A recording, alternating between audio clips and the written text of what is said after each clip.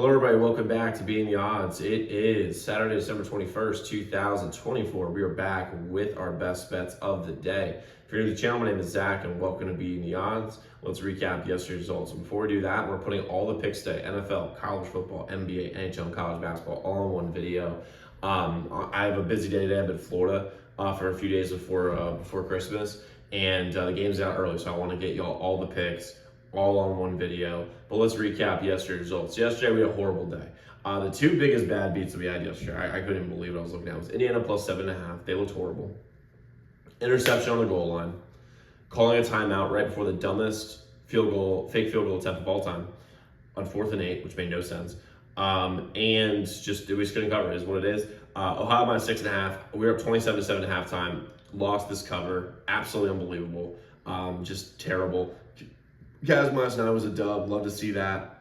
Under 6.5, Toronto and Buffalo, dead on arrival. Florida minus 9 was pretty good. That was a win. And we had some wins. We had some losses. You guys can see over here on my left. You guys didn't come for the recap, though. Y'all came for picks. So and it was our first non-profitable day in 4 days or something like that, in 4 or 5 days. So that's pretty solid. Overall for the year, college football, we're 138-99, 60-40 on best bets. NBA, 91-69, 35-23 on best bets. NHL, 93-76.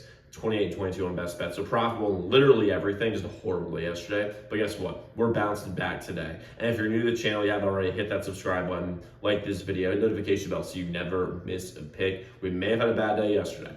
Very, very obvious we had a bad day yesterday. But our best days come after our worst days in gambling, and especially at least if you're on this channel. Can't wait for today's game. I cannot wait I cannot wait for today's slate. But let's jump into the plays that we have today. The first play we're going to start with is in college football. We're going to go Penn State minus 7.5 versus SMU. You had to know this was coming, obviously. I'm a huge Penn State fan. A little bit of a homer play, but honestly, I like the play a lot. And when you're looking at this, Penn State is going to dominate in the trenches. Offensive and defensive lines, they've recruited better than SMU. They've used the transfer portal better than SMU on the offensive and defensive lines. And if you watch the Oregon-Penn State game, Penn State's O-line and D-line did whatever they wanted. It was just Oregon's. I mean, they just had so many good skill players where they just broke plays wide open. If they were able to tackle a little bit better, I mean, I think they win that game against Oregon. But even so, I don't think SMU is also made for the weather. In State College, I think it's going to be in like mid-20s when they kick off, which is obviously a big difference than in Dallas. On top of that, Singleton and Allen should be able to run wild on a bad SMU run defense. Clemson absolutely owned them running the ball in the ACC championship. And Penn State's defense is one of the best in the country. They'll be able to slow down Rashad Jennings as long as they can tackle. Excuse me. As long as they can tackle Rashad Jennings, which I think they'll be able to, they should be able to win this game. 2 spies, man-to-man across the board. I love this Penn State team. They're going to win this game against SMU. They're going to win this game by 10-plus points. They're at home. The weather favors them. The style of play favors them. Give me Penn State minus 7.5 versus SMU today. Next, we're going Texas minus 12.5 versus Clemson. This is a massive step up in competition for Clemson. Same thing with SMU, by the way, in terms of who they've been playing. SMU and Clemson, and I want to say this for both, by the way, Clemson and SMU. Both their schedules have been total trash this year. They have not played anyone good. And specifically with Clemson, they've played 2 legit teams really this year in the SEC. And those 2 teams were South Carolina, and when they played against Georgia, and they got absolutely dog-walked. I mean, they got smoked. And now they get to go against another SEC team in Texas, in Austin, at UT. And Texas undefeated against everyone other than Georgia. This is a Vegas trap line that's moving up and up and up. The game started 11.5. It's now, when I started bet, it was at minus 13. I bought it down to 12.5 because I like to have that little half a point. And I wouldn't be surprised by the time you're watching this video, it's up to 13.5, maybe even 14 on the dot, because everyone knows where this is going to go. This is going to be the least entertaining game of the day. Texas is going to stomp, and I mean stomp, Clemson to death.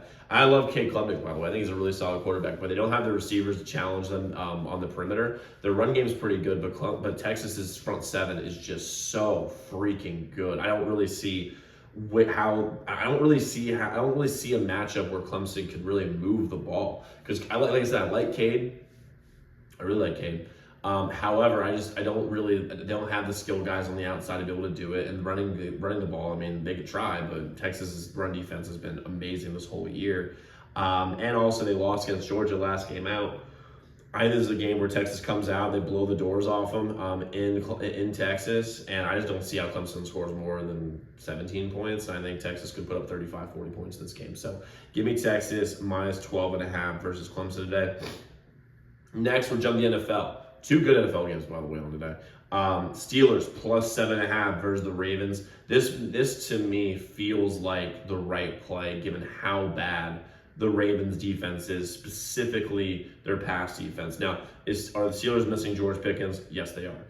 However, Mike Williams is having a renaissance. I always thought he was good. He just got injured a lot, and he looks a lot better. Calvin Austin is a track star. Najee Harris and Jalen Warren are great great running backs, and Russell Wilson looks like he's having his resurgence as well, obviously throughout the year. But the Ravens, here's the thing that the Ravens have hung their hat on since John Harbaugh has been the coach for the last 17, 18 years or so, is their defense, and they're terrible defensively. Now, can they stop the run? Sure. They cannot stop the pass. They are terrible at they have the worst pass pass defense in the entire NFL based on the statistics. And the Steelers, since Russ has been the quarterback, they look good offensively. Now again, George Pickens not being there is a big deal, but 7.5 points is insane. Right now on FanDuel it's 7. I bought up 7.5. It's still like minus 125, minus 130. So that to me is enough, especially to how big that I personally bet. However, this is just for the Steelers. I mean, they'll be able to move the ball, and when you're talking about 7.5 point spreads. I think this is a trap. I think that Vegas wants everyone to bet the Ravens because the Ravens lost against the Steelers last time they played, and that was in Pittsburgh, and now this time it's in Baltimore. But the difference is when it comes to the Steelers team is that the Lamar has had his worst games of his career against the Steelers team. The Steelers defense is 100% healthy. There's no one of note that's really missing. TJ Watt got hurt last game, but he's going to be playing today. He's not on the injury report. And when you have Highsmith and you have Watt on both edges, I think that's going to cause serious problems for Lamar. I am buying 7.5.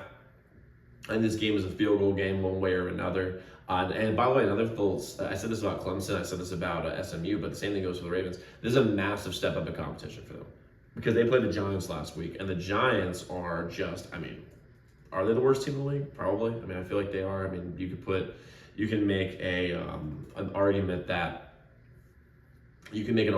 that the Raiders are, but I think the Giants are the worst team in the league, and the Ravens looked awesome, which, I mean, that's exactly what they should do.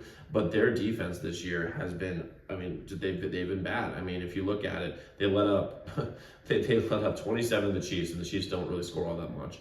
They let up 26 to the Raiders, terrible. 25 to the Cowboys. They had a good game against the Bills. Then they let up 38 to the Bengals, 23 to the Skins.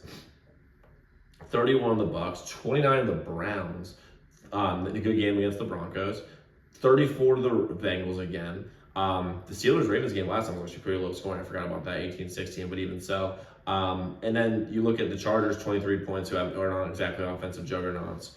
And the Eagles with 24, Giants, I mean, they're terrible. So, I mean, they for the most part, are giving away games on the defensive end. So, I love the Steelers here, plus 7.5. They should be able to cover this game and keep it very, very close.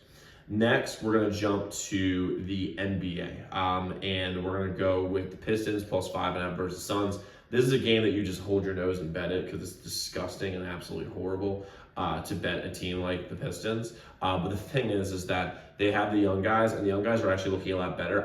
This is the first year I've seen in probably 5 years the Pistons have actually gotten better year to year, and Cade Cunningham's a big reason for that. I don't really see where the Suns guard Cade Cunningham. It's very similar to Tyrese Halliburton. I don't really see where they do it. And this is a Saturday game in December that the Suns are just going to sleepwalk through. So for me, I like the Pistons here to keep it close. I think they're a live dog and can win. So give me the Pistons plus 5.5 versus the Suns. Next, we're going with the Kings, minus 5.5 versus the Lakers. The Sharps are on the Kings. The Kings bounce back.